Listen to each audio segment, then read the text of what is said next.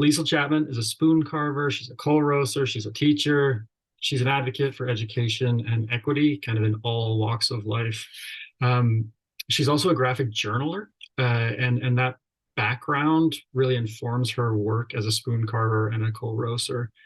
It also reflects kind of this wide range of interests, experiences, and continued engagement, I think. And this is really cool with both the environment and her community and all of the work that she's doing.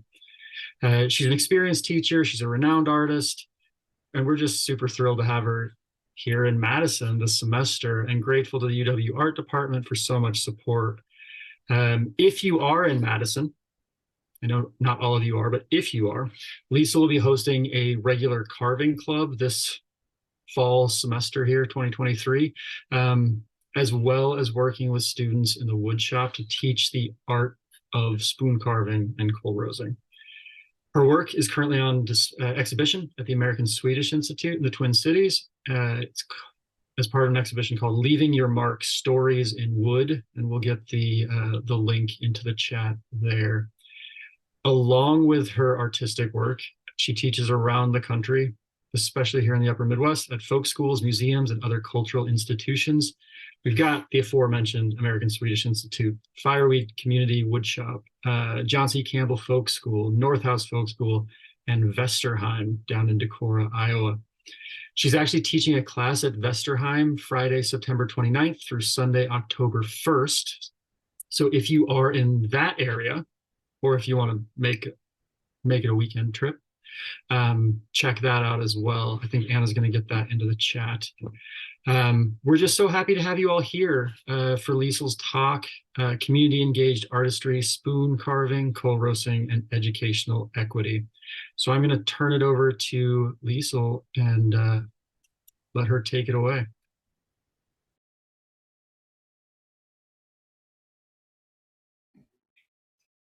Hello, friends.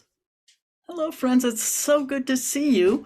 I am broadcasting live from Minneapolis, and this is my carving loft back here. And off camera is my partner in crime, my wife, Erin Strauss, and I think our dog is over there too. I think both dogs are over here for this talk. So, so this is life in Minneapolis.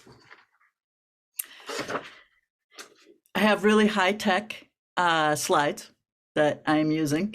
And in talking with you, I want to talk about sloyd and how it is in my life and my community, and how all of those things come together to increasingly, I like to think of it as having a handmade life and living a handmade life. I retired recently, about almost 2 years ago, and this is my first talk since my retirement, so I can feel that I'm just a little bit giddy. I should say that out loud so that that'll help calm my nerves a little bit. And my life is different now that I'm retired. It is slower. It is more handmade. It is more. There are ways in which the things about education and community and equity and learning and systems change that I spent my professional career on are now embodied in my life in a I don't want to say an informal way, but a lived way, not a formal way. And that's very exciting. It's very exciting to me. Here's the structure of the talk. We're going to talk about the heart of sloyd. I'm going to talk about the heart of sloyd as kind of context setting. And then we're going to have, I'm just going to put on some slides. They're the slides that are rolling in the exhibit at ASI. So you can just relax and let those images wash over you. And then I'm going to talk about the four walls of sloyd, as Yoge Sundqvist calls them, which is kind of the knowledge base and what's important in sloyd. And then come back to sloyd community and learning in that sloyd community. And then we'll have question and answer. So that's the structure of the talk. Heart of Sloyd. Heart of Sloyd. Sloyd, for those of you that don't know the word, it has origins that essentially are words that have to do with I'm not unhandy. So this backwards way of, in a humble way, saying, I'm not bragging or anything, but I'm not unhandy. And that turned into also, I'm not uncrafty. And crafty is like, I know how to do things with the things around me. And that in essence is the heart of Sloyd. It's working with the local materials around you and figuring out things and making your own tools, getting your materials, and really, as some people will put it, it's kind of a survival kit for you to make all the stuff that you need around you in your local world. My dear friend Harley Refsal, who studied Sloyd and Norwegian culture, he talked about that everything was made of wood in Norway from Middle Ages on up through when sailors came back with potatoes from the New World. But prior to that, the resources were wood and fish, and that everything was made out of wood, wood, everything. Shoes, clothing, tools, homes, heating your home, and that wood was also love, because you might carve a beautiful spoon and you will have it in your pocket, and if you were eligible bachelor, you might offer that spoon to someone that you were sweet on. And if they accepted that spoon, then maybe you were going to start a relationship. But if the person you gave it to said, well, I have so many spoons, I don't really need any more spoons. This low-key way of like, okay, I'll just go my way. But it would kind of advertise that I was available, and I would decorate that spoon so that if I was trying to woo someone, they would know that not only was I crafty and could make a living, but it also said, and I have an eye for beauty, because as Harley said, the eye has its needs as well. So another version of describing Sloyd is from Klaus Larsen. He's the other artist in the exhibit at ASI. And he said that Sloyd is the craft of the poor and clever. It's a folk art tradition. It is not the highfalutin academic, professional guild kind of thing. It's what the people did with the tools that they could make and the materials that were around them. Yogi Sundqvist, who's one of the most well-known living Sloyd folk artists. His father was probably the most famous Sloyd folk artist. He died just a few years ago at the age of 90. He says that we as humans are rootless, but trees are rooted in the ground. And when we work with wood, that we reveal the human condition, working with wood. He calls Sloyd a survival kit. And there are people that say, one of the themes of this talk is power. And we as a society are really power illiterate. We turn things on and they provide light, and we turn other things on and they wash our dishes, and we turn a key and we go in a car, all those kinds of things. And we don't really have an understanding of the power behind that. And so Yoga has put forth that, when all that kind of goes to hell in a handbasket, we're going to really need the skills of sloyd, which also include working with fiber, working, creating fabrics, food.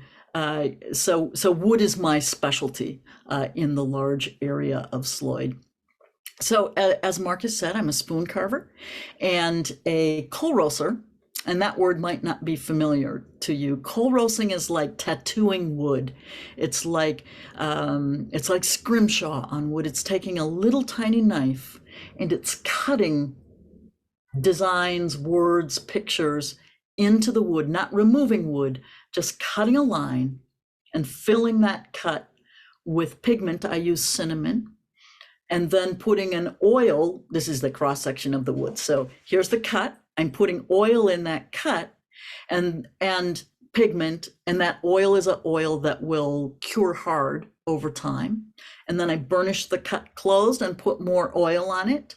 And then I have a very durable surface. There are Kolrosing artifacts that are 100, 200, probably 300 years old. So it's a durable, decorative art form, but it is a working class poor art form, and people have not studied it. It's not like rose mauling, which there were guilds for. So my interest is in unearthing what the history of Kolrosing is, and to go to the northern reaches of Scandinavia and find those old artifacts, because they're not in museums. They're in other places. So with that, as a little bit of context, I carve spoons, I kolrose spoons, I teach both of those things. And I also went through COVID, like you have, and I went through the murder of George Floyd. I live 8 blocks from where he was murdered. So the unrest and the upheaval that happened around those times, and then the historic times that we are in, I'm not even going to say politically, democratically, in those times. So my kolrosing as a graphic journaler, my spoons and my kolrosing, they reflect, they tell that story. So what I'm going to do now is we're going to share screens, and you can just sit back. It's going to be about 5 minutes of photos. Some will go too slow, some will go too fast. Let it all wash over you and get a glimpse of my world about the past 2-3 years as told through spoons and kolrosing. Okay, I am going to share screen, and I think this will all work.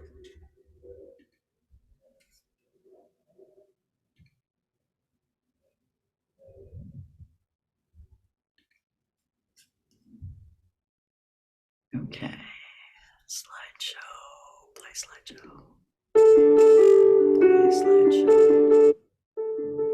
Oh. Sorry. Just want to start at the middle of it. I didn't want to start at the middle of it. It's a finely owned machine here in Minneapolis with my slideshow. Let's see if I get it this time. There we go. This should work. Okay, enjoy.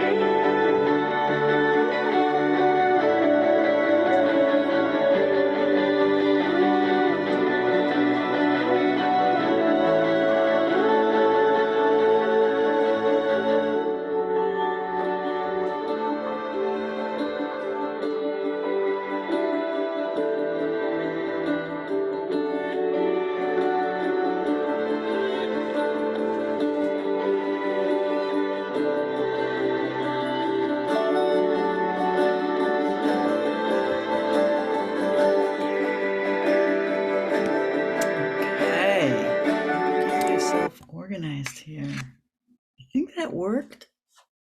I think it worked. Right.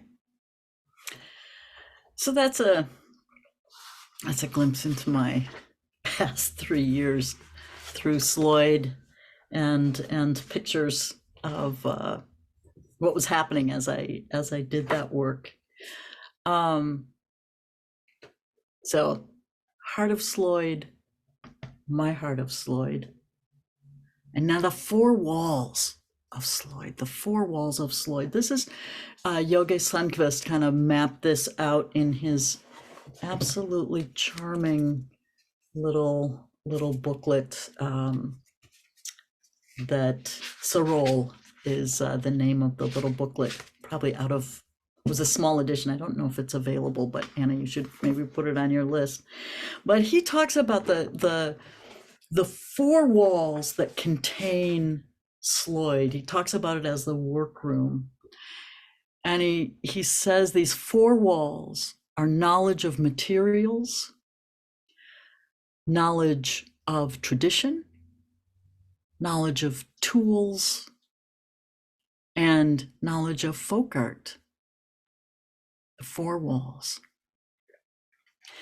So as I think about knowledge of materials, like what I have had to learn and what my fellow carvers know about trees, it is just astounding. It is just astounding, not just species and where they grow, but when to harvest them and what will happen if the tree has experienced a lot of shake, and then the growth rings will delaminate and you'll have a cup that cracks because of the wind action, or that slow growth trees turns out kolros more muddy than fast growth trees.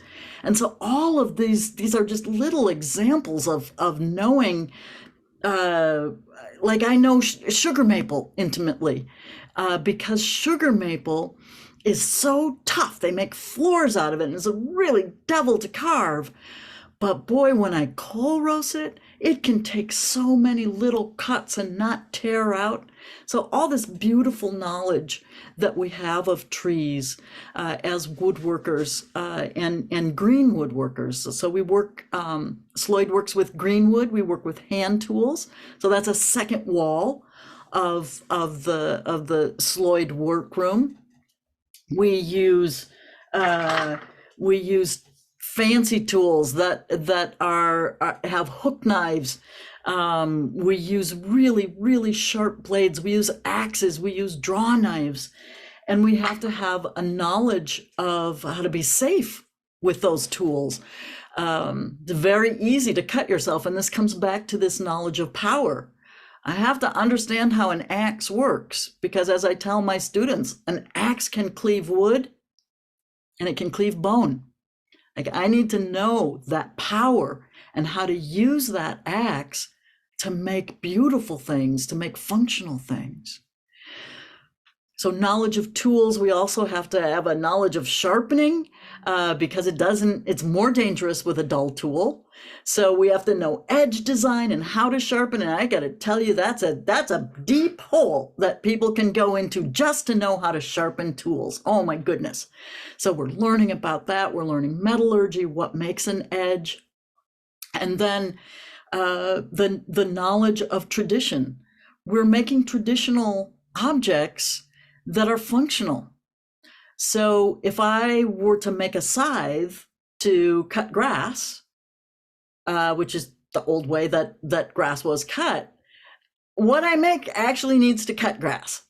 And if I make a spoon as a sloyd or folk artist, it actually does need to get some nutrition to my mouth or to my plate. Like it has to work to do it. So the traditional forms, but then as a folk artist, how do I play with that? How do I bring beauty to it and not take apart the function of that object? And there's a beautiful book called Kreft by Alexander. I'm missing his second name. I will pull it up at some point here. Kraeft, Kreft, and he describes this full range of human craft dating back to Neolithic times, and he's the one also talking about power and about that we don't understand power, and we don't know how to judge functional art. We don't know how to judge the beauty of handcrafted items because they still need to work. So we've lost some things in the exchange as we move away from a handmade life. 4 walls of sloyd. Sloyd, community, and learning. I'm just going to preface sloyd, community, and learning by saying that I've spent my whole professional career looking at teaching and learning and what constitutes equitable learning, and that anything that I say right now is big picture, big picture, big pieces, because it would take a very long talk to go through kind of in depth in terms of learning and effective teaching. But the things that I think are important to say is that it's about relationships. It's about being able to think in systems. It's about doing things from start to finish. And related to relationships, it's also about power. It's about power. We have inequities in our society writ large, and they can come on any number of axes. Racism, classism, sexism, homophobia, anti-Semitism, ableism, and I could keep going. And I'm sure that there, you never can have an exhaustive list. But the big 4 that we need to be aware of as educators, I think, that stretch across lives, are racism, sexism, classism, and ableism. And having an understanding of the systems dynamics of how those systems work, how they combine to control and abet who has power and who is marginalized, is the task of good citizenry. It's a task of democracy, and it's a task of a teacher. And so as a teacher, I need to create an environment where we build relationships and where we can trust and be vulnerable with each other. And those relationships, they come from being able to talk across difference and to understand and empathize and have compassion for the lived experiences of people who are different from us, and to have compassion for ourselves and kindness for ourselves. And sloyd and learning to use these tools and learning to use these practices, I think, is just this beautiful environment to do that. Kolrosing is Kolrosing is a very high stakes effort, because you're working on finished work. There's no eraser. You're making this little cut with this little tiny knife. And if you make a mistake, that, it just is. It just is. And so you have to be courageous to do that work. And you have to be kind to yourself. And as we work in a learning environment, to be able to make mistakes and to learn technique, and to not be afraid of the word competence, but to say, geez, we're using sharp tools. We need to develop that kind of competence, and to create an environment where people can enter into that. It can be hard for women to enter into a woodworking field because they're in the minority, and maybe someone has told them that they don't have strength. That can happen with disabilities or people who are getting older and older and older. I count myself in that category. Sometimes we need to be in an environment where we share identities. My friends who are people of color have people of color carving groups, and just so that it can create an environment where you don't have to worry about how these systems are coming into play, and just be yourself. These systems of racism and classism and ableism and sexism.